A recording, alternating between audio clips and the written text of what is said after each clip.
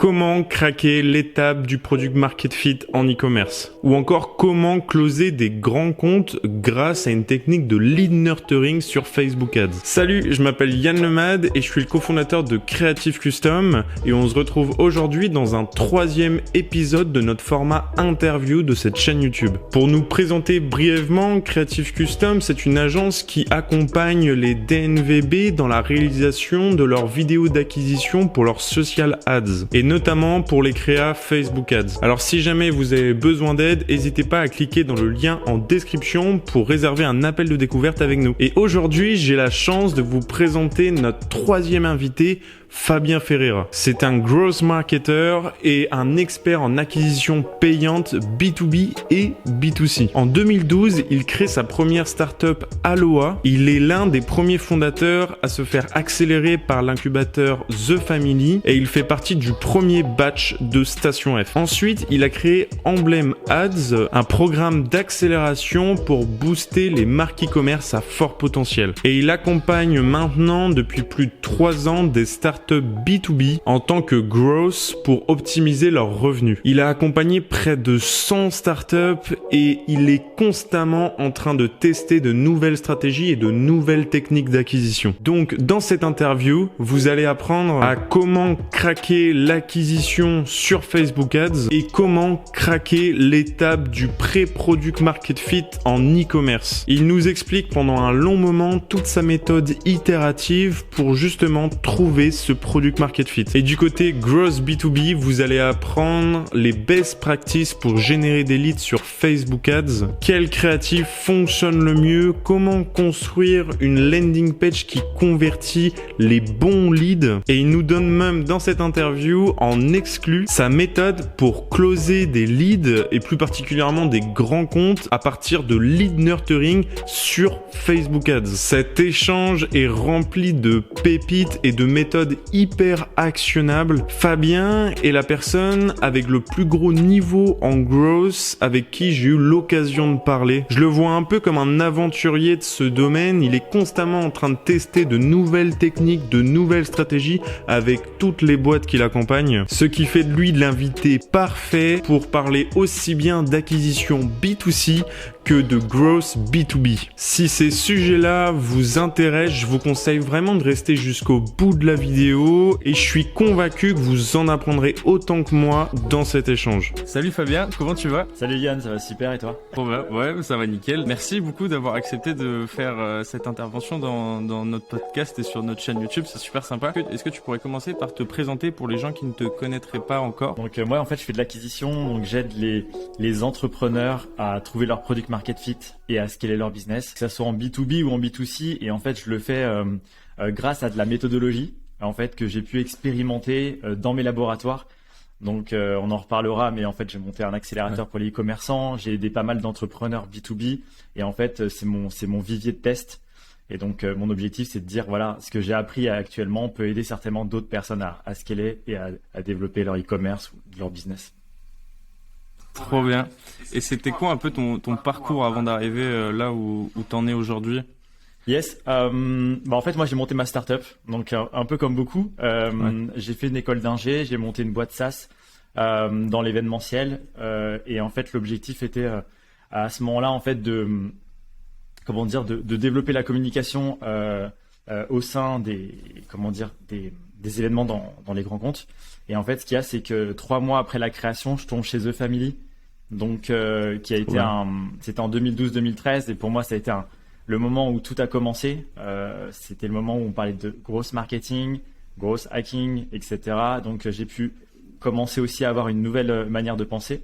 Et après, 2-3 ans plus tard, je tombe chez Station F dans le premier batch. Et à ce moment-là, en fait, je vois énormément d'entrepreneurs, beaucoup d'entrepreneurs qui manquent un peu de méthodologie. Et là, je me suis dit, OK, là, c'est là où je suis passé aussi à une deuxième étape qui était, Fabien, tu es fondateur de ta boîte, tu fais ton acquisition. Maintenant, est-ce que tu peux aider d'autres boîtes à gérer la leur? C'est un parcours qui est trop cool. C'est un parcours qui est en fait comment on peut aider toujours d'autres personnes enfin, comment on peut s'entraider en fait. Et vu que du coup, tu as une double expertise aussi bien en acquisition B2C que en acquisition B2B, je me voyais mal vu que j'ai l'opportunité de pouvoir te parler aujourd'hui, c'est trop cool. Je me voyais mal devoir choisir entre un sujet ou un autre. Okay. Du coup, juste pour t'expliquer comment le podcast va se dérouler, en première partie, on va parler du B2C et plus particulièrement sur le thème du pré-product market fit que tu connais super bien, sur comment craquer justement ce product market fit en e-commerce. Et ensuite, en seconde partie, on va passer sur ta seconde expertise qui est le growth en B2B et donc voilà.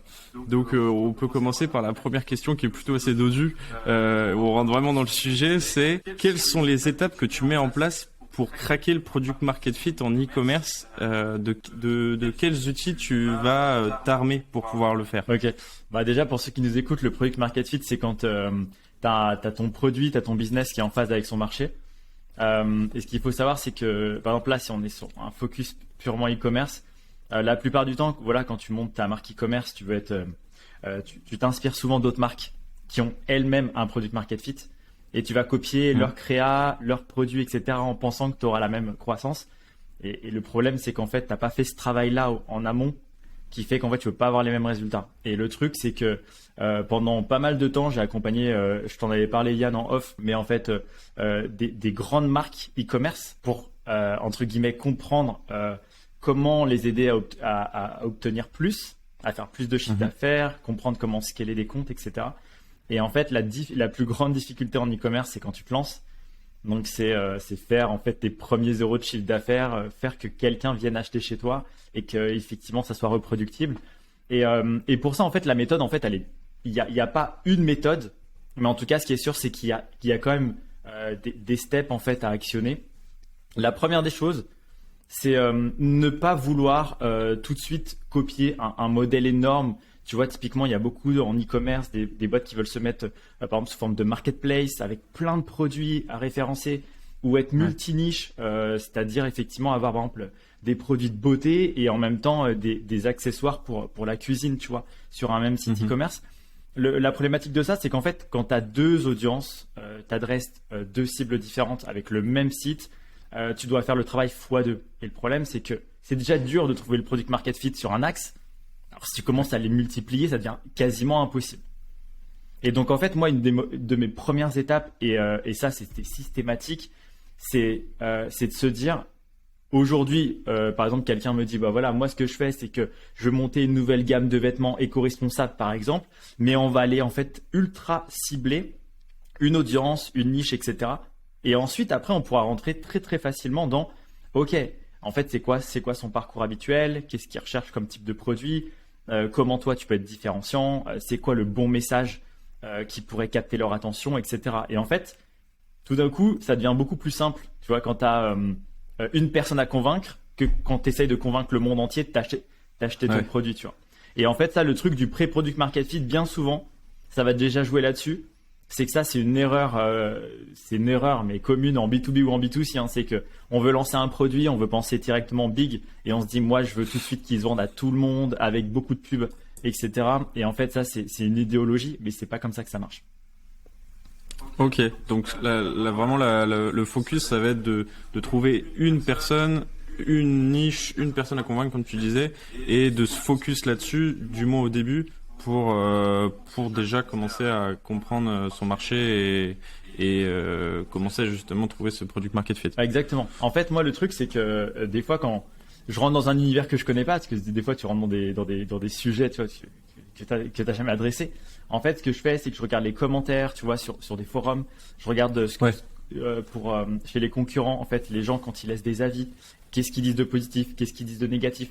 En fait, comment tu peux constituer une fiche produit, mais qui réponde à ce que la personne recherche, mais également à ses objections, tu vois. Et en gros, à partir de là, tu commences en fait à t'approcher déjà d'un site qui commence à convertir. Donc à ce moment-là, tu te dis, je m'approche effectivement d'un site e-commerce qui commence à le devenir. Ouais. Et après, tu peux commencer à lancer un peu de trafic dessus et à voir ce que ça donne. Et quand on lance du trafic, la plupart du temps, la grosse difficulté, en fait, tu le sais, c'est la partie créa, mais c'est également dans les créas, au-delà du format, au-delà du design, au-delà de tout un tas de petits paramètres, ça va être le message. Est-ce que le message, fondamentalement, il donne envie ou il donne pas envie? Est-ce qu'il te dit que c'est maintenant ou c'est plus tard? Mais si c'est plus tard en e-commerce, on sait que c'est jamais. Ok. Et donc là, tu vas, toi, quand tu vas justement créer ces fameuses créas et ces fameux messages publicitaires, tu vas en tester plein différents. Systématiquement. En fait, ça, c'est pareil. Erreur fondamentale, c'est je lance mon e-commerce, j'ai fait 2 créas, tu vois, un peu pété. Je les mets sur Facebook, je les envoie et je me dis ah mince, Facebook, ça marche pas. Tu vois, c'est la classique. C'est un peu comme en email, tu vois, tu vas envoyer un email tout pourri et tu vas dire ah mince, ça marche pas. Et le truc, en fait, ce qu'il y a, c'est que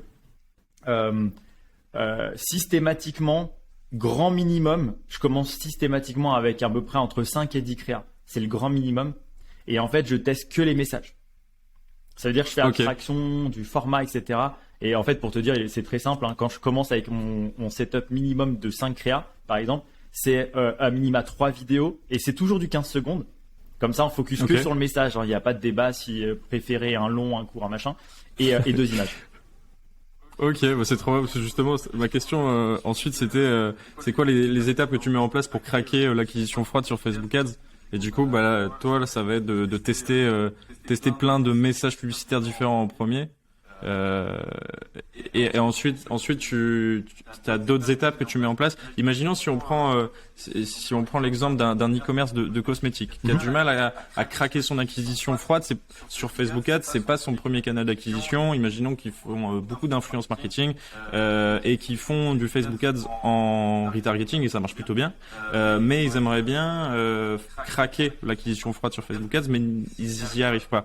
C'est quoi les conseils que tu pourrais donner à cet exemple-là de e-commerce? En fait, le truc, c'est que souvent aussi, quand on fait des créas, le problème, c'est qu'on les teste mal. En fait, ce que je veux dire, c'est que pour moi, il faut vraiment séparer 2 choses. C'est quand on parle de testing, on teste vraiment. Et quand on parle de scaling, on sait que ça fonctionne, donc on pousse. Et le truc, c'est que souvent, en fait, on mélange un peu les deux. C'est qu'on va prendre des créas qui sont pas testées, on va les mettre dans du scaling, tu vois. Et en fait, ça, c'est déjà un problème juste de méthode. Et en fait, pour te dire, tu vois, moi, je fais 2 types de campagnes systématiquement. Il y a une campagne de testing, une campagne de scaling. Et en fait, ma testing, en fait, elle est en IBO. Tu vois, le côté, je vais dépenser un budget défini. Et comme ça, en fait, ce que je fais, c'est systématiquement, en fait, je vais prendre mon pack de créa, je les mets dans testing, je mets systématiquement le panier moyen, en fait, en budget à dépenser. Par créa. Donc au début, j'en fais pas 150 parce que 150 fois le panier moyen, ça fait quand même un petit budget. Mais c'est pour ça que je pars entre 5, 10, etc. pour comprendre un peu quel est le bon message. Et après, une fois que j'ai un élément de réponse, là, je commence à créer des variantes, etc. Et en fait, à aller approfondir le sujet. Et en fait, l'avantage de ça, c'est que je sais à la fin de 2 jours, 48 heures, 72 heures, en fait, tu as exactement dépensé le même budget sur la totalité de tes créas. Et si possible, je les fais partir sur les mêmes audiences. Comme ça, c'est non biaisé, tu vois. Et là, tu vas choisir une petite audience. Tu vas choisir du broad pour ces testings-là. Est-ce que c'est quoi un peu l'audience que tu vas choisir pour ces ad sets de testing? Ouais, souvent je teste le broad juste pour voir en fait. Je me dis, viens, on est en mode comment dire, la plus large, la plus difficile. Parce que si tu orientes, à un moment donné, tu te dis en fait, je vais faire. Si tu fais un stacking d'intérêt, tu peux peut-être très bien avoir ta première créa qui a été visiter les bonnes personnes, assez rapidement, etc. Et l'autre un peu moins, machin. Moi, souvent, effectivement, je teste en broad. Après, si ça marche pas, j'essaye de le coupler avec de l'intérêt. Non, pas. Je rajoute des adsets avec du stacking d'intérêt pour orienter. Mais systématiquement, au départ, c'est broad. En me disant, OK, on va voir ce que Facebook, lui, va trouver. On va voir, en fait, le potentiel de la créa si je lui donne aucune indication, tu vois. Comme ça, c'est full. Ouais, c'est vrai que c'est intelligent. Ouais, c'est full sur la création. Il n'y a pas d'orientation, audience, ciblage, etc. Donc il n'y a plus un setup, tu vois, du compte publicitaire. C'est la créa seule devant des gens, tu vois. Ok. Et donc à partir de là, à partir de cette première étape, à partir de ces 40-72 heures et à partir de ces premiers euros dépensés sur ces créas-là, tu vas déceler des messages publicitaires qui marchent mieux que les autres et à partir de ça, tu vas itérer pour en faire, tu vas reprendre ces mêmes créas et tu vas modifier les messages publicitaires pour retester, ou alors tu prends direct ces créas qui ont plutôt bien marché et tu les envoies directement sur du scale, sur du petit scale, vu que là on est plus en pré-product market fit. Mais c'est exactement ça. La difficulté, c'est des fois en pré-product market fit, tu passes pas mal de temps à tester. Donc cette boucle-là, tu dis ah non, ça marche pas suffisamment pour partir en scaling, parce que quand je dis suffisamment, c'est qu'il y a quand même des moi je me mets des règles, tu vois, typiquement si je suis pas même si le ROS par exemple c'est un indicateur qu'on regarde un peu moins qu'à l'époque, je me dis quand même il faut que cette créa me rapporte au moins, je sais pas, 2 fois le ROS, tu vois.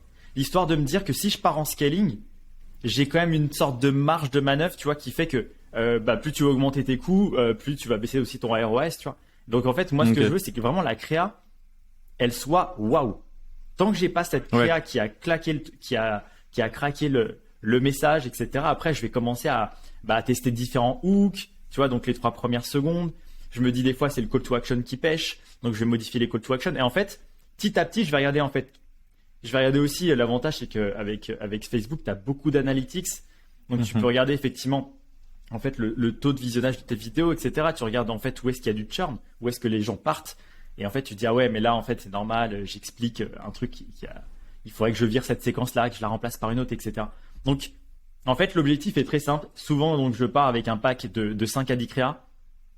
Je regarde ce qui fonctionne pas. Ce qui fonctionne pas, malheureusement, il faut en faire le deuil très rapidement parce qu'on les met à la poubelle tout de suite. Donc, comme tu le sais, on est là pour faire de la performance. Donc, si ça marche pas, on est à la poubelle, même si tu as passé 2 jours à faire un tournage pour une vidéo. Et le truc, c'est qu'après, par contre, s'il commence à marcher, on optimise. Et à un moment donné, là, tu vois que là, tu commences à avoir le bon hook, le bon message, le bon call to action, la bonne story à l'intérieur. Et là, tu te dis, waouh, là, il commence à avoir un truc et je peux le mettre en scaling. Et en vrai, souvent, vaut mieux faire un scaling avec 2, 3, 4 bonnes créas. Globalement, tu feras beaucoup plus de chiffre d'affaires que de prendre plein de créas qui marchent moyennement et tu les mets en scaling, tu vois. Ok. Et là, toi, tu vas accepter de dépenser.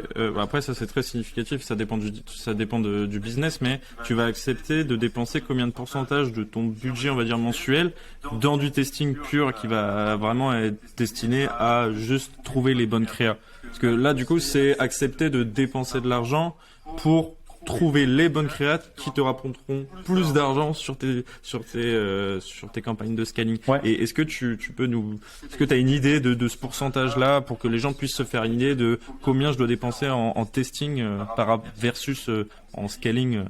En fait, là, la difficulté, c'est que pour moi, c'est pas une question de budget sur un budget global, parce que tant que t'as pas ton bon product market fit, pour moi, t'as pas à avoir de réserve pour un budget futur, tu vois. Ton objectif, il est seul et unique, c'est trouver ton product market fit, commencer à faire des ventes. Donc tout ton budget devrait passer presque dans le testing, tu vois. Pour moi, c'est le meilleur des investissements. C'est de comprendre son marché, comprendre son produit, comprendre les objections, comprendre la friction. Parce que aussi le truc de la créa, c'est que il y a la créa en tant que telle, mais après à un moment donné, quand le trafic arrive sur ton site, tu te dis ah c'est bizarre, ils ont pas ajouté au panier. Tu vois, il manquait peut-être un petit peu de social proof, de témoignages donc. Peut-être que au niveau du checkout, c'était pas assez clair, etc. Enfin, il y a pas mal de choses à tester. Et pour moi, la première étape, c'est que le funnel de conversion soit aux petits oignons, les créas soient plutôt bien, que tu aies bien compris ton audience. Et souvent, en fait, on veut tout de suite passer à l'étape 2, tu vois, sans avoir fini l'étape 1. Et c'est là où on se plante. Mais effectivement, pour reparler de la partie budget, ça va dépendre aussi en fait de ton panier moyen. Donc quelqu'un qui vend un truc assez simple, je veux dire, je sais pas moi, un petit accessoire, un ustensile de cuisine, tu vois, c'est simple à comprendre. Le truc coûte peut-être 20-25 euros. Tu vois, typiquement, on n'a pas besoin logiquement de dépenser des 1000 et des 100 pour commencer à craquer ça. Par contre, si tu vends un produit un peu plus tech, où il faut avoir une compréhension de ce qu'il y a derrière et les gens vont se poser des questions. Ils vont même peut-être prendre du recul, aller sur Google, chercher des avis, revenir sur ton site. Et là, tu vois, typiquement, les créas, en fait, elles vont te donner des résultats, mais tu vas galérer un peu plus, en fait, tu vois, en termes d'apprentissage. Ok, ça c'est... Produit plus complexe. énormément de value, c'est trop bien, c'est trop bien. Je parlais justement avec Savien la semaine dernière de chez Chairs, qui est un média buyer qui est growth chez Chairs, et lui justement il m'expliquait aussi sa méthode de testing, et je lui posais la question sur quelle métrique sur quelle métrique tu vas te baser pour définir si ta créa elle est winneuse ou pas pour la passer en scale. Bon là c'est un peu différent vu que du coup là vraiment il y a une partie scale et du coup eux ils sont pas en pré-product market fit, mais du coup toi tu vas la question peut se reposer, quelle métrique tu vas regarder pour définir si une créa elle est winneuse ou pas. Lui il expliquait que il regardait pas forcément en e-commerce, il regardait pas forcément la métrique ROS et qu'il allait chercher une métrique sur lequel il était sûr d'avoir un maximum de résultats et qui était le plus au bout du funnel, comme les ajouts au panier uniques ou les check-out initiés. Est-ce que toi c'est un peu pareil ou c'est différent? Ouais, en fait, moi, un peu comme une méthode grosse, en fait, je sous-découpe complètement le tunnel en plein de petites étapes.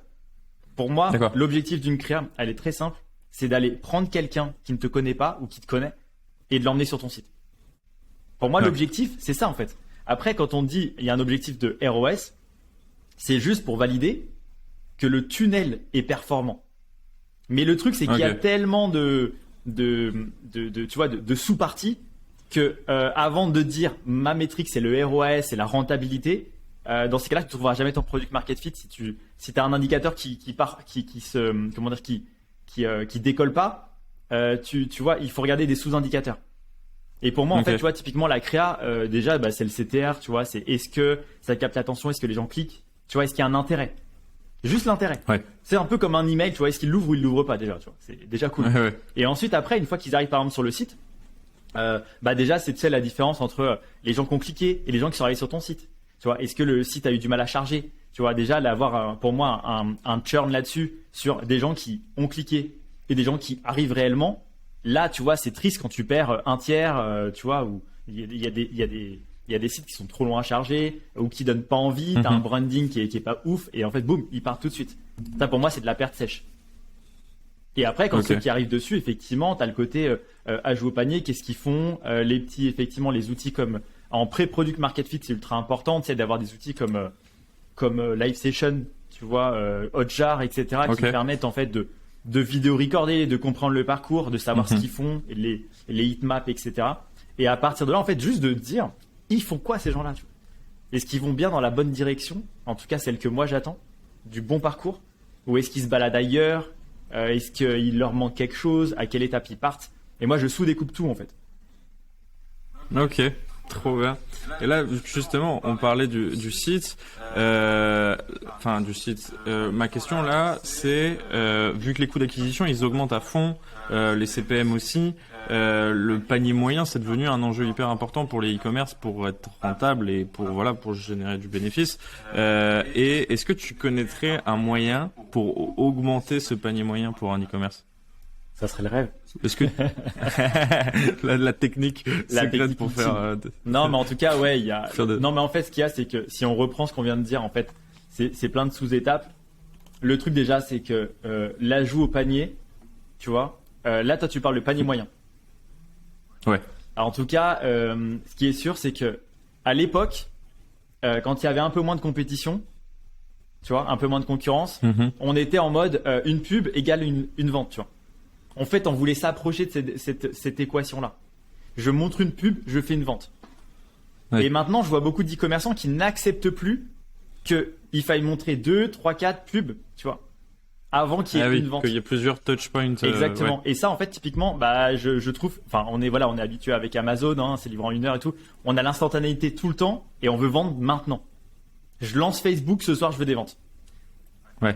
Et la problématique de ça, c'est qu'en fait, les gens aujourd'hui, ils ont accès à plein d'informations, plein d'outils, plein de trucs. Et par rapport à ça, souvent, il y a besoin de nurturer son audience.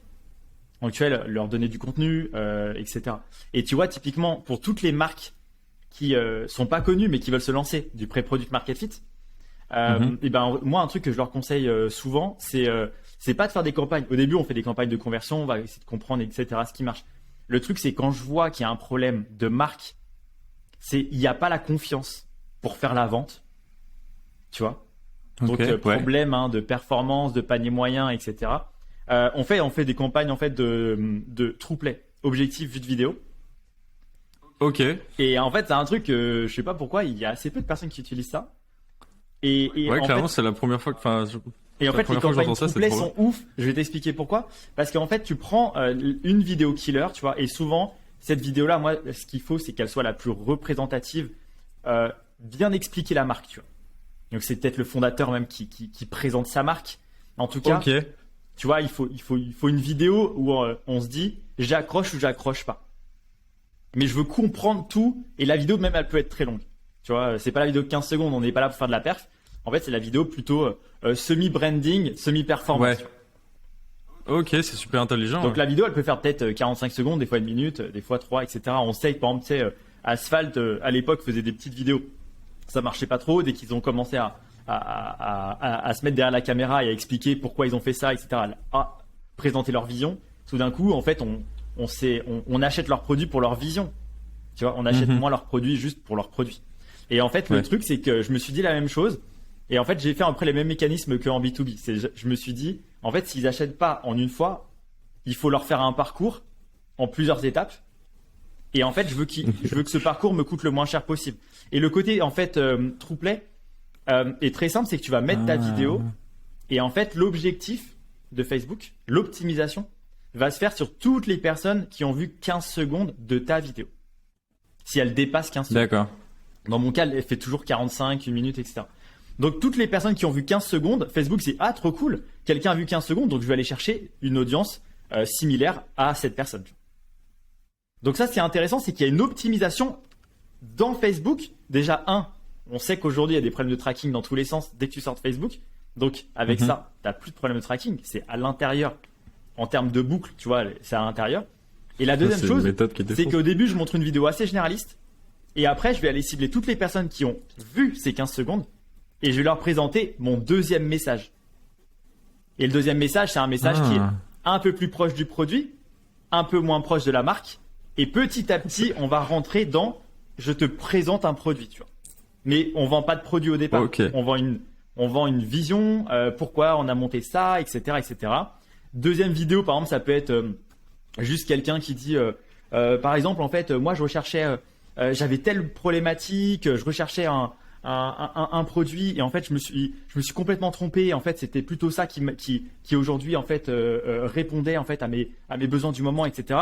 Et en fait, tu nurtures la personne et petit à petit, là, tu dis, bah voilà, en fait, le produit, c'est celui-là, il est sur tel site, clique ici. Et après, effectivement, tu peux rajouter, etc., ton génial. promo, etc.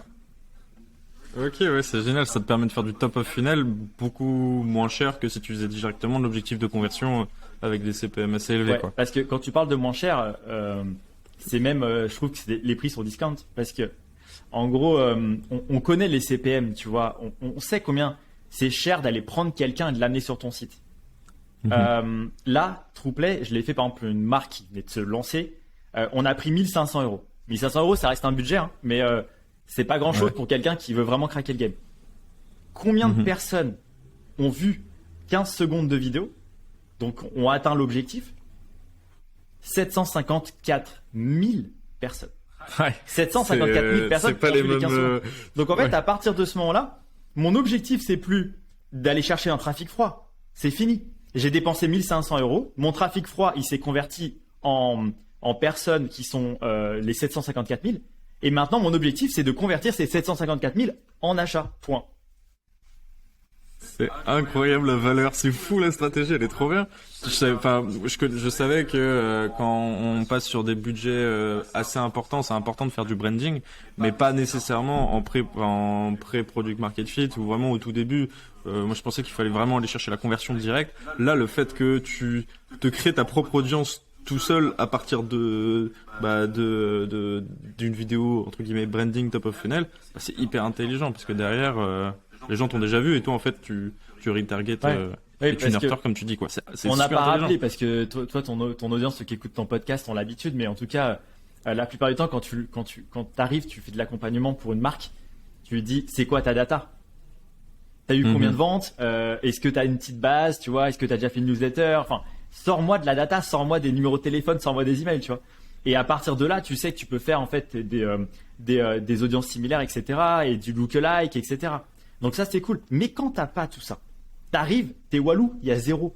Bah, tu dois la créer. Ouais. Et en fait, ça, c'est une bonne manière pour 1 500 €, au lieu d'acheter une vieille base toute pourrie, bah, en tout cas, tu te constitues des personnes potentiellement intéressées par ce que tu fais. Et après, t'as juste à raconter la belle histoire pour les convaincre d'acheter. C'est trop bien. Et en plus, t'évites le fait, vu que là, tu te crées ta propre audience dans Facebook, t'évites les problèmes de tracking qu'il y a maintenant. Donc, c'est trop bien. Ouais, t'évites les problèmes. En fait, j'ai fait ça quand, problème de tracking, problème de la personne n'avait pas d'audience. Je me suis dit, il faut comment on craque le truc. Et en gros, je me suis dit, ça, en fait, pour moi, c'est monter un funnel un process par étape, mais interne à Facebook. Comme ça, quand c'est interne, il te fait pas payer trop cher. Mais par contre, dès qu'après ils sont prêts, tu vois, c'est là où là, je suis prêt à payer un peu plus cher pour qu'ils arrivent chez moi, tu vois. Mais dans ces cas-là, tu as aussi des taux de conversion après sur ton site qui sont extrêmement importants parce que tu les as déjà chauffés dans Facebook, tu vois, en plusieurs étapes. C'est trop intelligent. Je kiffe la méthode, la stratégie. Elle est insane. Je sais que ça va servir à beaucoup de personnes. En tout cas, merci beaucoup pour la valeur que t'apportes, hein. C'est trop cool. Et après, tu sais, tu me parlais de panier moyen. Bien évidemment, en fait, la publicité, c'est cool. Mais en fait, quand on parle de panier, d'ajout au panier, etc., on sait qu'aujourd'hui, l'email est important. Donc, d'aller les contacter sur plusieurs canaux, c'est aussi une des clés, tu vois. Mais comme dans tout, hein, quand tu parles d'acquisition, hein, d'être monocanal et d'être bourrin, ça peut marcher. Mais quand tu es multicanal, tu racontes une meilleure histoire, c'est quand même sexy, quoi. Ouais, complètement. Et si on reste sur le sujet de Facebook Ads et maintenant qu'on switch de partie et qu'on va plus vers le B2B, est-ce que l'acquisition, comment tu utilises Facebook Ads en B2B? Est-ce que c'est différent du B2C? Est-ce que tu as des best practices à nous donner pour faire de la génération de leads sur Facebook Ads? Toujours une question de message. Okay. Trouver le bon message pour convaincre la personne, etc. Mais par contre, là, je fais un truc un peu différent, c'est que quand on parle de B2B, on parle de landing page.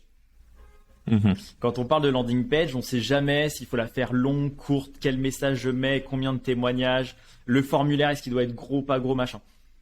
Pour éviter de rentrer dans le débat de t'as tort ou t'as raison, et il y a toujours la data qui parle, ce que je fais systématiquement, c'est que je commence par la landing page la plus épurée possible, avec le formulaire le plus simple possible. Tu vois? Ok. Et donc j'explique en fait le truc, c'est qu'en fait par exemple proposition de valeur en haut, tu vois, qui fait suite au message que tu as vu dans la pub. Donc classique, hein, tu sais, c'est un peu comme en e-commerce, tu vois, je viens de voir une pub, je veux ça m'oriente sur la bonne fiche produit, tu vois. Et ben en B2B, il y en a qui le font pas. Et ben mais en tout cas, tu vois, t'as le message publicitaire, t'arrives, il y a la suite en fait qui est dans ta proposition de valeur là-haut. T'as le petit formulaire en mode mets ton email par exemple, tu vois. Classique. Ouais. Tu vois, après, tu peux demander d'autres informations, mais peu importe. Ce qui se passe là-dessus, c'est que tu vois, c'est ultra simple. Tu peux pas scroller, tu vois, c'est vraiment la landing page par définition la plus simple du monde. Maintenant. Ok, ah ouais, carrément pas de profondeur. Non, pas de profondeur. Ok, d'accord. Exprès. Okay. Parce qu'en fait, ce qu'il y a, c'est qu'après, il y a trop de trucs à tester. Et en fait, je vais t'expliquer le truc. Enfin, en tout cas, ça reste ma méthode. Mais en tout cas, les personnes après commencent à s'inscrire. Donc, que ça soit l'email, peu importe ce que tu demandes. Et après, derrière ça, tu as toujours une étape qui est quand tu génères des leads, c'est des leads pour du marketing, pour des commerciaux. Enfin, il y a toujours des gens derrière. Oui. On génère pas des leads pour des leads. Et la question après, c'est est-ce que les leads sont qualifiés? C'est ça la question. Okay. Et donc en fait, là, pour moi, là, c'est là où ça devient important et intéressant, c'est que dans la deuxième partie, est-ce que les leads sont qualifiés? C'est là où je vais aller par contre passer du temps. C'est les leads sont pas assez qualifiés. Tu vois, si possible, par exemple, s'ils ont laissé leur numéro de téléphone parce qu'il y avait dans le formulaire, je leur dis, ok, qu'est-ce qui vous a attiré? Tu vois, est-ce que c'est le message? Tu vois, pourquoi vous êtes là? Qu'est-ce que vous venez rechercher? Et les personnes en fait qui sont des mauvais leads, j'essaie de comprendre pourquoi. Et dès que j'ai une objection, dès que j'ai, en fait, je pensais que vous vendiez ça et en fait pas du tout, etc. Je prends ce feedback et je le mets dans la LP, dans la landing page. Ça veut dire qu'en fait, chaque lead m'apporte en fait des choses que je vais ajouter dans la landing page. Donc, soit c'est des choses qui vont les bloquer, créer de la friction, mais volontaire, parce que j'avais fait la landing page la plus simple du monde. Donc, c'est normal qu'on ait quelques touristes. Maintenant, je me dis, toi, t'étais un touriste, je veux pas qu'il y en ait deux comme toi. Donc, tu me dis que tu pensais, par exemple, je sais pas moi, qu'on vendait des mugs, alors qu'en fait, on vend je sais pas, autre chose. Et ben en fait, je mets sur le site un truc qui est très clair sur voilà ce qu'on vend. Attention, par exemple, tu sais, c'est dans le cas, ça peut être par exemple, et non, c'est pas des mugs, tu vois. Ça, en fait, tu peux contrer ce que la personne vient de te dire, juste pour dire, je veux pas qu'il y ait d'autres personnes comme elle qui se retrouvent dans mon panier, tu vois. Et la même chose, en fait, pour les personnes qui te, en fait, voilà, dès qu'il y a un feedback, objection, etc., essayer de comprendre, optimiser. Quelqu'un qui te dit, bah, je me suis inscrit, mais c'est vrai que j'ai quand même vu qu'il y avait pas beaucoup de témoignages sur votre site, je trouvais pas ça très rassurant. Boum, tu rajoutes une grosse dose de social proof, de la petite vidéo avec des témoignages clients, etc. Et en fait, là, par contre, tu vois, on commence à scroller dans ta landing page, mais c'est pas toi, en tant que marketeur, qui a décidé. Ouais, c'est tes leads. Trop bien, la méthode. Ouais, complètement. T'as pris les feedbacks des gens et t'es parti très simple au début. Exactement. Et c'est petit à petit donc tu vas passer du temps à parler avec les gens, avec tes leads. Et là, avec tout ce qu'ils te disent, tu vas construire en fait ta landing page, quoi. Exactement. Et petit à petit, elle devient elle devient de mieux en mieux, quoi. Exactement. Bah pour te dire, là, j'accompagne une boîte qui cible les artisans, les commerçants, les personnes du BTP, etc. Bah la problématique, c'est qu'en fait, ce qu'on avait à la fin dans les leads, quand les commerciaux appelaient, en fait, les gens disaient non, j'ai pas rempli de formulaire moi. Tu vois, et en fait, ils faisaient, j'ai pas rempli de formulaire. Et je me suis dit, bah ok, on va contrer ces gens-là et on va dire book un meeting maintenant. Donc en fait, maintenant, c'est un Calendly, c'est un HubSpot, machin, mais en fait, les personnes sélectionnent en fait la date. Donc tu peux pas dire que t'as pas choisi. Enfin, là, on a créé de la friction pour éviter d'avoir ces personnes-là qui font perdre du temps aux commerciaux et qui coûtent encore plus cher en fait en termes de. Vaut mieux augmenter des fois un peu le coût d'acquisition et avoir des commerciaux qui signent tranquillou, tu vois, plutôt que l'inverse. Trop bien. Ouais, je vois vraiment, c'est vraiment une méthode itérative. Tu pars au début avec, t'as pas de data. Et petit à petit, tu construis, petit à petit, t'optimises, petit à petit, t'allonges ta landing page, petit à petit, tu rajoutes des features que t'avais pas avant. Juste avec le feedback et tu pars pas avec des idées reçues en mode, je suis sûr que c'est ça qui va marcher. Et voilà, on fait comme ça et pas autrement, quoi. Exactement. Et après, la deuxième chose pour moi, B2B, qui est souvent négligée, c'est le tracking. Okay. Autant en B2C, tu vois, t'as un Shopify, tu vois, il te dit clique ici pour connecter ton Facebook Manager, tu vois. Voilà, c'est réglé. T'as pas tout compris, mais tu l'as fait. Ouais. En B2B, le setup, c'est à toi de le faire. Donc le truc, c'est que la plupart du temps, les gens savent pas trop faire le setup. Et des fois, en fait, en gros, ça fait remonter plein de conversions alors qu'il y en a pas. Enfin, c'est pas du vrai lead qualifié. Tu vois, en fait, il sépare pas ce que c'est qu'un vrai lead d'un mauvais lead. Et le truc, tu vois, typiquement, aujourd'hui, t'as 50 manières de le faire, mais ça, c'est quelque chose, ou en tout cas, faut le faire de manière assez clean. Sinon, après, toute la data, elle est pourrie. Ouais, c'est vrai. Ouais. C'est de se dire, en fait, les personnes remplissent le form. Et en fait, moi, pendant très longtemps, ce que je fais dans mon formulaire, c'est que je mets toujours une question ou deux pièges. Tu vois, par exemple, tu vas vendre du service aux entreprises. Mais par contre, tu cibles pas du tout les avocats. Tu dis non, mais eux, ça marchera pas, ça marche pas, c'est pas fait pour eux. Il y a une question, c'est en gros, tu vois, par exemple, c'est quoi ton cœur de métier et dedans, il y a écrit avocat, tu vois. Et en fait, par exemple, si la personne cible avocat, et derrière, je le considère plus comme un lead, ça va pas dans mon truc lead, ça fait pas remonter l'information, même s'il a rempli le formulaire, ça fait pas remonter l'information à Facebook que c'est un lead qualifié. C'est pas un lead qualifié, c'est un avocat. Et comme ça, Facebook va pas aller me chercher d'autres avocats parce que sinon, c'est ce que je dis souvent, si t'as pas un bon tracking, au tout début, ça commence à t'as quelques touristes qui remplissent le formulaire, mais tu vois, typiquement, moi, je rigole souvent là-dessus, mais tu vois, ma mère adore remplir les formulaires, tu vois. Donc elle va cliquer sur ta pub, elle va remplir le formulaire, elle a pas tout compris, mais voilà. Et le problème, c'est que comme ma mère était pas qualifiée, mais que t'as fait remonter l'information à Facebook, comme quoi c'était une conversion, parce que le lead est là. Tu vois, le problème, c'est qu'en fait, Facebook va aller chercher ma mère, ma cousine, la tante de machin, tu vois. Et en fait, des gens qui ressemblent à ma mère, alors qu'on n'en veut pas, tu vois. C'est trop intelligent, c'est trop bien, ouais, clairement, je vois donc tu vas mettre l'objet de conversion que sur imaginons, comme tu disais, en fait, je répète ce que tu as dit, mais il y a une question à la fin où tu fais des choix préfaits. Et sur certains, tu vas décider de sur une question par exemple qui vous aide, et en sachant déjà d'avance que c'est pas dans ton ICP, tu ne vas pas mettre l'objectif de conversion sur par exemple avocat comme tu disais dans ton formulaire quoi. Super intelligent. Du coup, ça permet de pas faire d'erreur de tracking comme tu disais sur Facebook. Ouais, c'est pas dépenser plus d'argent pour des choses que tu sais que ça performe pas. Et après la deuxième, c'est aussi on parle toujours d'expérience. C'est adapter l'expérience. Typiquement, on parlait tout à l'heure, j'ai des commerciaux, je génère des leads. Je mets ça dans un Google Sheet derrière, tu vois, pour qu'ils puissent les commerciaux appeler mes leads. Mais typiquement, en fait, si c'est une personne qui se dit avocat, à la fin, on fait pas remonter l'information à Facebook comme quoi c'est OK. Mais deux, je mets pas ça dans la liste en fait des commerciaux pour qu'ils passent le lundi matin à appeler des mauvaises personnes. Tu vois, les avocats recevront peut-être un mail en disant par contre, faut mettre je sais pas, plus 2 heures, tu vois, en jour de semaine, mais plus 2, plus 4, machin, faire semblant. Mais en gros, tu as quelqu'un, moi c'est ce que je fais souvent, tu as un message qui dit, signé par exemple de Laura, tu vois, qui dit bonjour machin, je viens de regarder un petit peu effectivement ce que vous faites, ça correspond pas exactement à ce qu'on fait actuellement. Par contre, j'ai bien noté que vous êtes sur le côté, par exemple, avocat, c'est normal, il a rempli le formulaire.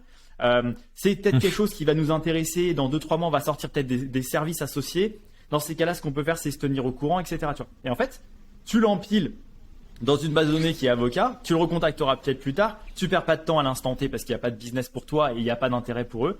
Et en gros, l'avantage, c'est que tu as quand même créé un truc qui est, tu as une machine qui fait pas perdre de temps, qui fait pas perdre d'argent, qui te permet aussi de te dire, ah mais c'est quand même bizarre, il y a plein d'avocats qui remplissent mon forme, peut-être il y a un service à faire pour eux, tu vois, opportunité de marché. Enfin, il y a tout un tas de trucs à voir, quoi. Ah, c'est trop intelligent. J'aime trop parler avec toi. C'est trop de valeur, c'est trop bien. Et c'est vraiment bien foutu comme méthode. Ouais, on va essayer de mettre ça en place chez Gratuit. C'est une machine. En tout cas, c'est une machine. Et ça se fait parce que je l'ai pas précisé, mais pour toutes les personnes qui n'ont pas de connaissances techniques, allez pas en tout cas sur une landing page faire un truc où vous développez votre propre formulaire. Ne serait-ce que commencer avec Typeform. Tu vois, le truc le plus simple du monde. Typeform permet de dire, s'il a répondu ça, alors ça fait un score. Tu vois, ça peut être, tu vois, par exemple, il y a un outil qui s'appelle Score dedans. Et par exemple, le score, il est à 1. Et dès qu'il remplit une mauvaise réponse, le score passe à 0. Et à la fin, en fait, tu as une double sortie. Soit le score reste à 1 et ça part sur page successful. Et là, en fait, tu as le tracker Facebook qui dit, c'est bon, lui, il est OK. Ou soit ça passe sur page pas successful. Pour la personne, c'est peut-être la même page visuellement. Mais toi, tu n'as pas le tracking Facebook qui dit que c'est OK. Putain, c'est super intelligent. Et oui, là, c'est clairement super facile à mettre en place pour quelqu'un qui débute en tout cas. Et au niveau des créas en génération de leads, est-ce que ça diffère du B2C? C'est quoi un peu est-ce que tu peux nous donner des exemples de créas que tu aimes bien utiliser? Est-ce que ça va être beaucoup d'images statiques avec plein de messages publicitaires différents? Est-ce que tu vas essayer de faire moi j'ai fait une petite vidéo où j'analysais un peu les créas de Agicap ou DocuSign, et je voyais un peu leur créa où ils se basaient beaucoup sur de l'avis du retour client. Ils allaient chez, par exemple, Agicap qui va chez un couvreur et qui explique, qui font une petite vidéo et le couvreur parle en fait et il donne un avis concret sur comment Agicap l'aide au quotidien dans la gestion de sa comptabilité. Et je trouvais ce format super intéressant et je voyais que beaucoup d'acteurs du B2B ils réutilisaient ce format-là. Est-ce que toi, tu as des formats que tu aimes bien utiliser en B2B, en génération de leads sur Facebook Ads? Ouais, en fait là-dessus c'est très simple. Pour moi, le B2C a une avance sur plein de choses, surtout sur les pubs, par rapport au B2B. Ouais. Donc le B2B, on dit souvent, c'est pas censé être ennuyant, mais en fait les créas sont souvent ennuyantes. Tu vois, c'est le petit motion un peu sale, on dirait des slides PowerPoint, tu vois, etc. Un peu animé. Et ça, c'est pas sexy. Quand c'est dans ton feed, ça, t'as pas besoin de voir écrit sponsorisé, que tu le sais. Tu vois, ça sent l'image de marque, etc. Et typiquement, ce qui fonctionne super bien en B2B, c'est de reprendre les mêmes codes, repasser sur une marque qui est authentique, qui s'adresse directement à ses utilisateurs, à ses futurs clients, etc. Donc c'est avoir une vidéo par exemple où il y a les fondateurs, tu vois, qui parlent de leur marque. L'équipe, on présente des fois l'équipe. Tu vois, typiquement, les trucs qui fonctionnent super bien, c'est, tu vois, quand tu bosses avec une plateforme où tu vas avoir un chef de projet dessus. Tu peux avoir le fondateur qui t'explique en quoi, en fait, pourquoi il a monté ça. Voilà, en fait, il y a 2 ans, j'ai rencontré telle problématique avec mes associés. On a voulu monter ça. En fait, entre guillemets, on n'a rien trouvé qui correspondait. Alors, on s'est dit, OK, on va le faire. Donc, trop cool. T'es trop content. Mais après, tu peux avoir les chefs de projet qui te disent, bah voilà, en fait, voilà, moi, en fait, je suis spécialisé sur la partie, par exemple, cosmétique. C'est moi qui gère les clients cosmétiques. Et en fait, et en fait, t'imagines que tu vas bosser avec cette personne, tu vois. Donc, il y a déjà un aspect humain qui est là, tu vois. C'est un peu comme si, en fait, tu avais ta petite pop-up intercom où tu as la personne qui vient de parler en direct, tu vois. Donc, tu vois, en fait, que je veux dire qu'il y a un visage qui est des humains à l'intérieur et qui t'ont envie de bosser.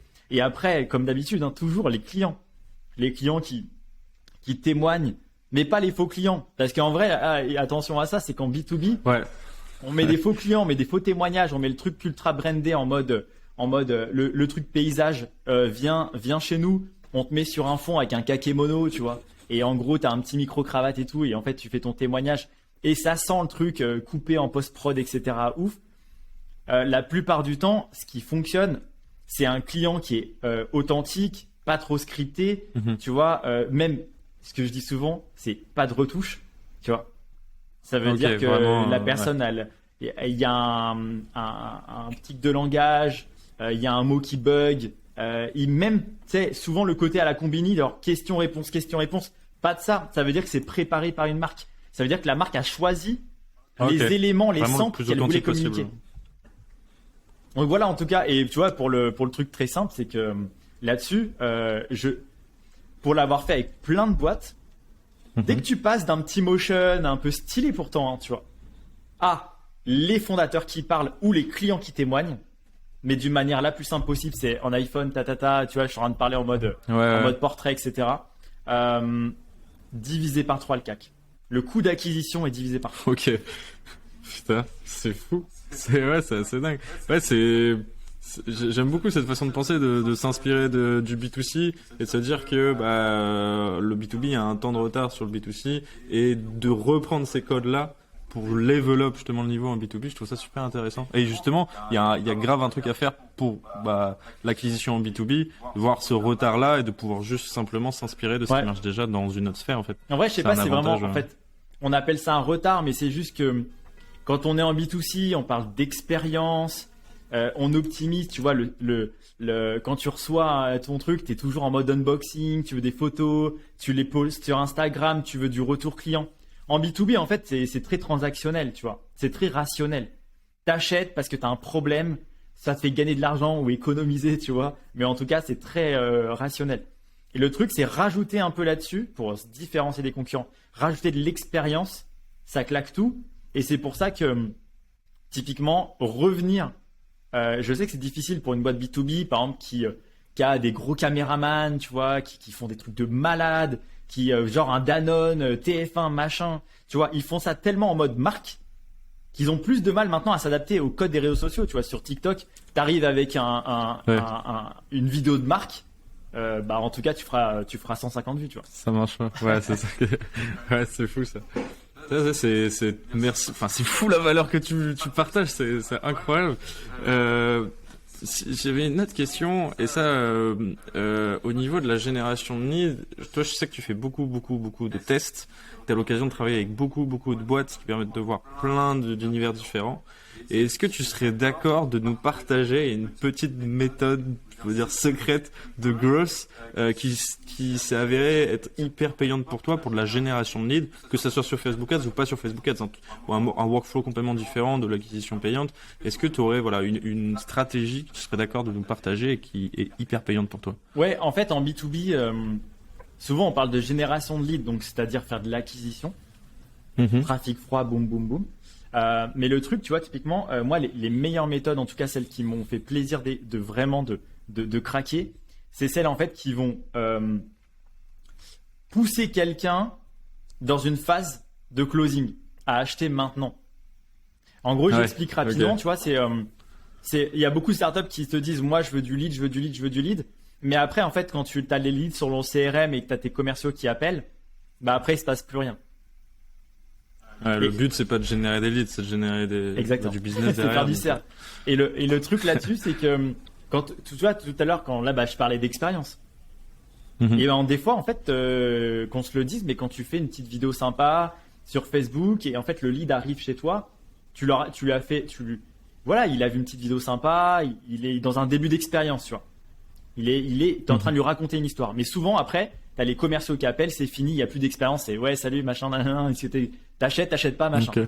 Et là, en fait, tu redescends sur terre en mode marchand de tapis, tu vois. Ouais. Et dans cette période-là, je voyais qu'il y avait une grosse friction. C'est en fait, les marketeurs amènent des leads, mais des fois, ça signe pas. Et en fait, l'idée, c'est de recréer une deuxième expérience derrière. Et en fait, ce qui s'est passé, c'est en fait de manière très, très pratico-pratique, c'est que toutes les boîtes, tu vois, qui ciblent des grands comptes, les cycles de vente sont longs. Souvent, les décisionnaires sont sursollicités en email, etc. Donc, je me suis dit, en fait, les commerciaux, à ce moment-là, rentrent dans une démarche où ils vont envoyer une presse. Souvent, ils font un call, une démo, ils envoient une petite presse. Ils attendent la validation. Tu as ton décisionnaire qui va aller en parler à 3-4 personnes. Mais ça va prendre du temps. Et je me suis dit, mais attends, dès qu'il y a du temps, on peut le nurturer. Et au lieu de le nurturer avec des emails qui n'ouvrent pas ou des calls qui sont relous, en vrai, c'est oui, est-ce que vous avez pu avancer sur votre projet et t'appelles tous les 2 jours, ça sert à rien, tu vois. Et ben en fait, c'est de dire comment la publicité peut aider, en tout cas, le décisionnaire à dire je veux maintenant, j'ai compris et voilà quoi. C'est ce dont tu me parlais l'autre fois. Ouais, exactement. Et ça, en fait, pour être pratico-pratique, ça a 2 avantages. Le premier, c'est que ça diminue le cycle de vente parce que les gens sont matures plus rapidement. Par exemple, tu vois, tu as un rendez-vous avec une boîte qui travaille dans l'énergie.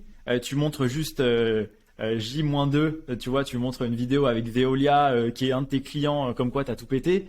Tu vois, le mec, il se dit waouh, c'est ouf, tu vois. Ça, c'est le premier truc. Et le deuxième, c'est que comme le décisionnaire a l'impression que tu fais de la pub de manière mass market, alors qu'en fait, c'est du micro-targeting, il se dit, mais cette startup-là, elle est partout. C'est dingue ce qu'ils font. Ils doivent avoir un budget énorme. Ils ont dû lever des fonds, tu vois. Et en fait, non, t'as pas levé des fonds. Tu dépenses juste 10 € par jour, tu vois. Mais la valeur perçue, elle est tellement énorme que ça a fait aussi augmenter le panier moyen considérablement des boîtes sur lesquelles j'avais expérimenté ça. Parce que le décisionnaire, il est prêt à payer 10 000, 20 000 ou 50 000 à un moment donné parce qu'il se dit, je veux plus me poser de questions, je veux bosser avec vous, tu vois. Et ça change tout. Et après, la question, tu me disais, comment tu fais? Ben, en fait, c'est très simple. La méthode, en fait, par exemple, tu vois, typiquement, c'est qu'il faut un relais entre le monde réel et le monde virtuel. Donc, en gros, non, je vais pas parler de métaverse, hein, mais en gros, tu vois, quand tu es en B2B, tu fais beaucoup d'emailing, tu vois, et t'es pas systématiquement dans l'acquisition vient de Facebook. Tu vois, c'est l'acquisition vient de LinkedIn, les emails, enfin, d'autres canaux. Et le truc, c'est qu'à un moment donné, il faut le faire passer en mode audience Facebook. Et pour ça, tu vois, j'utilise par exemple des outils comme Pixelme qui permettent, tu vois, tu mets un lien traqué. Donc, par exemple, tu fais ta démo. Le sales fait sa démo. Il dit, OK, à la suite de ça, je trouve que ce lead-là, il est pertinent. Donc, je veux le closer. Il dit, bah voilà, retrouvez 6 juin mon DocSend, donc mon document en ligne que vous n'allez pas pouvoir télécharger mais consulter, etc. Qui donne des informations, c'est sûr. Les taux d'ouverture et tout, et ben ce lien-là, il est traqué avec Pixelme. Donc quand la personne va cliquer dessus pour aller le visiter, il va rentrer dans ton audience Facebook. Et cette audience Facebook, en fait, comme ce lien-là, il n'est pas le même. Par exemple, si tu vois, si t'adresses 3 secteurs, l'automobile, l'énergie, par exemple, et je sais pas moi, et la cosmétique, et ben t'as 3 liens différents. Comme ça, tu les mets directement dans la bonne séquence. Et en fait, je pense après la séquence pub, comme les séquences email. Donc ça veut dire qu'au lieu de faire une stratégie, c'est que du retargeting, donc ça coûte pas très cher, parce qu'on cible que des gens qui viennent de rentrer dans le pool. Et en fait, ce qu'il y a, c'est que l'objectif là, par exemple, c'est de maximiser. En fait, je veux être sûr que la personne, elle ait vu mon contenu, mais le jour où j'ai défini, parce que ça, c'est important. Donc souvent, par exemple, je me dis, moi, je me laisse 15 jours et dans 15 jours, je le close. Tu vois, c'est un mode sales, tu vois, commercial. Donc, je me laisse 15 jours. Donc, en fait, c'est un peu comme dans l'email, tu vois. Tu vas faire une séquence, tu vas dire, bah ok, J+2, je lui montre ça. J+5, je lui montre ça. J+8, je lui montre ça. Et après, il se passe ça, tu vois. c'est une séquence email, mais avec de la pub Facebook. Du coup, c'est tellement plus, enfin, c'est beaucoup plus subtil et c'est trop bien. Et le truc, c'est que ça, par contre, tu vois, je mets en, ça veut dire qu'en fait, j'indique à Facebook que je veux une couverture totale. Ça veut dire qu'en fait, toutes les personnes qui dans cette audience-là, à J+2, tu vois, verront cette pub. Ah ouais, donc c'est automatisé en plus. C'est automatisé. Et donc en fait, ouais. tu vois, c'est comme de l'email, tu vois. Je sais que ce jour-là, ils ont vu telle pub. Et après, donc j'ai mon J+2, J+4, J+7, J+ machin. Et là, effectivement, en fait, et en parallèle, tu peux très bien envoyer 1 ou 2 emails, tu vois. Et là, par contre, là, c'est juste exceptionnel, tu vois. Wow, donc si t'as, je trouve ça trop... ouais. Le commercial qui fait ses relances, tu vois, 1 ou 2 relances, dessus ça, en fait, t'ajoutes 1 ou 2 emails au bon moment et après t'ajoutes de la publicité. En fait, tu sais exactement la personne où elle est dans le parcours, tu vois. Donc, par exemple, admettons, moi, je viens de voir la vidéo de Veolia, tu vois. Donc, qui est un de mes concurrents, qui a travaillé avec toi, qui a eu des résultats énormissimes. Je suis impressionné. Bah, comme par hasard, t'as ton commercial le lendemain matin qui t'appelle en disant bonjour, est-ce que vous avez avancé sur le projet? Bah, en fait, c'est pas que j'ai avancé, c'est que je veux bosser tout de suite avec vous, tu vois. Donc, voilà, ça change un peu. C'est trop intelligent. Et en plus, ça coûte rien parce que, enfin, il y a que très peu de personnes. Ouais. Là, tu fais pas des millions d'impressions, quoi. Ça coûte pas grand chose. C'est au budget minimum de Facebook. En vrai, un 5-10 euros, ça suffit. C'est trop fou. Et ça, c'est une méthode qui a vraiment marché pour toi, quoi. Pour tes clients. Ouais, qui marche tout le temps, en vrai. En fait, elle marche, je pense aussi, parce que on pense pas que la prospection, c'est comme séduire quelqu'un dans la rue. C'est pas, tu vas la voir, tu dis, ça dirait d'aller au cinéma demain. La personne te dit, mais attends, on se connaît même pas, tu vois. Alors que là, en fait, c'est par étapes. Et en fait, les étapes, tu te dis, c'est cross-canal, tu vois. Il y a un jeu de regard en fait qui est sur Facebook. Tu vas amener un témoignage de quelqu'un qui dit, ah, tu sais pas, Fabien, tu vois, c'est un super bon ami parce que en fait, pourquoi? Et en fait, il te vend tes qualités. Subtil, ta technique. En fait, c'est du cross-canal, omnicanal quasiment, parce qu'en fait, t'es partout au même moment. Et en fait, ton décisionnaire, il se dit, mais cette boîte est dingue. Et voilà, c'est ça l'effet. Wow. Donc pour toutes les startups qui nous écoutent, levez pas de fonds, abusez de petites méthodes, de petits hacks comme ça. Et globalement, clairement, en fait, tu appelez Fabien aussi, quoi. Alors que à l'intérieur de la boîte, vous êtes peut-être 5. C'est énorme. J'adore cette technique. Enfin, c'est vraiment trop subtil et ça permet justement de combiner l'email et tout. Enfin, c'est comme enfin, je me répète, mais c'est vraiment comme une séquence email, mais hyper subtile, quoi. Et c'est vraiment un hack de dingue. En fait, et du coup, souvent pour le top du top, c'est j'ai l'email qui tourne en B2B.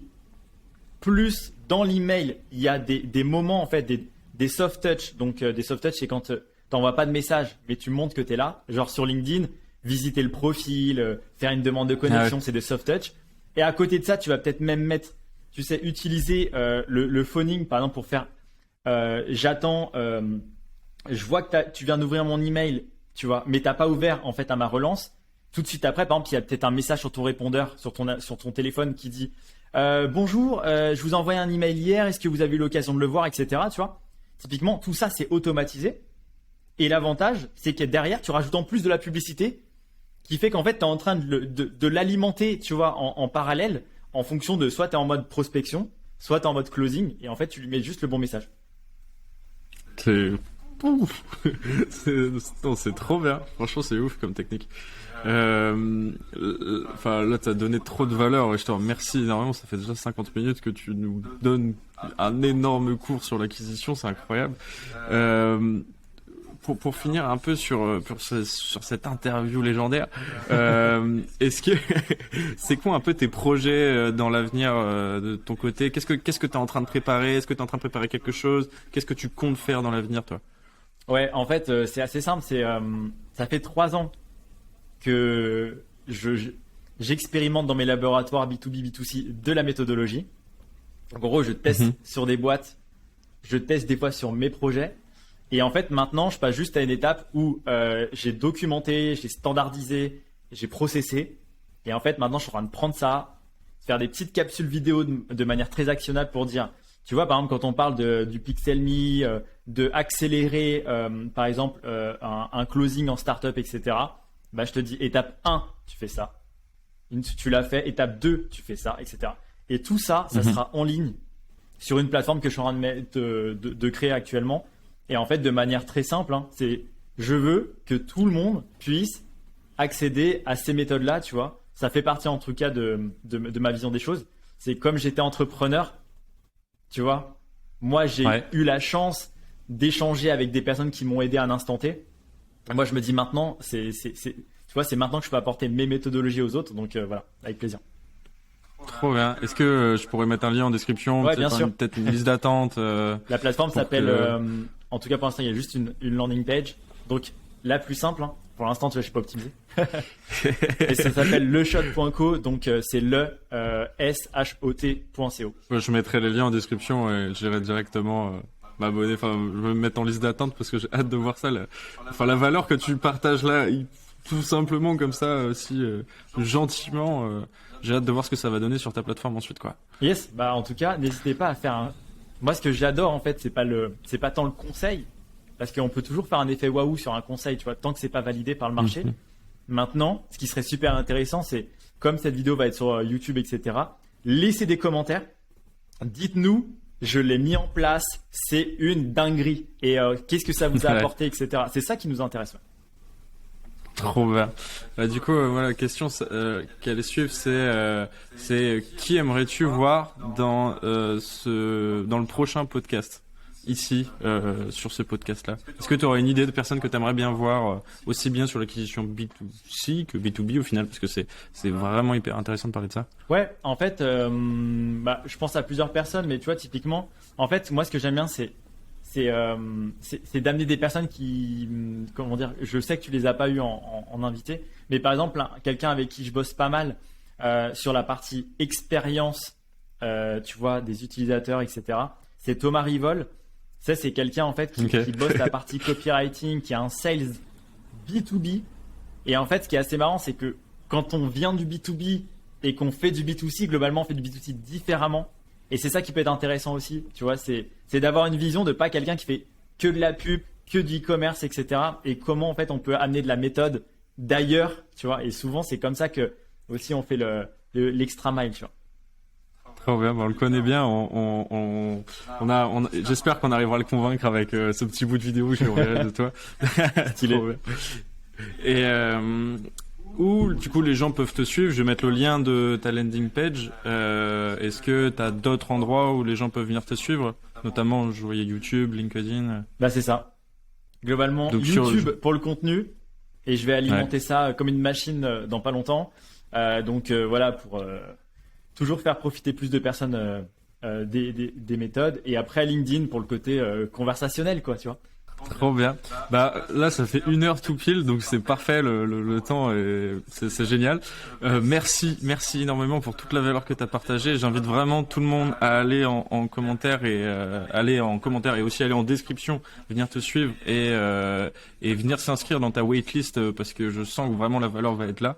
Et j'ai hâte de voir ça. Donc vraiment merci beaucoup pour le temps que tu nous partages aujourd'hui et sûrement à la prochaine, peut-être un prochain épisode dans le futur, on verra. Carrément. Peut-être même sur ta chaîne, on verra.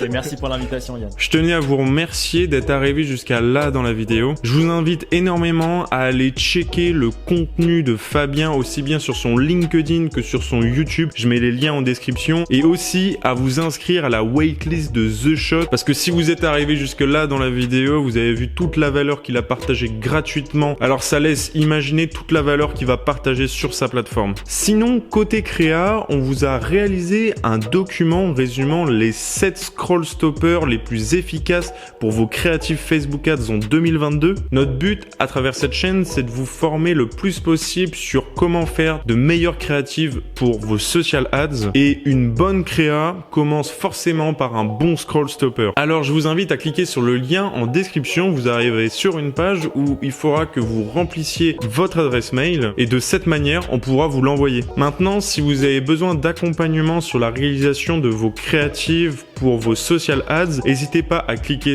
aussi sur le lien en description. Vous atterrirez sur notre site internet et n'hésitez pas à réserver un call de découverte avec nous pour voir si on peut vous aider. Et maintenant, n'hésitez pas aussi à vous abonner, à donner un peu de force. Ça fait beaucoup de call to action pour cette fin de vidéo. Mais si vous avez kiffé ce contenu aujourd'hui, c'est le meilleur moyen de nous remercier. Et sinon, d'ici là, moi je vous dis à la semaine prochaine. Ciao!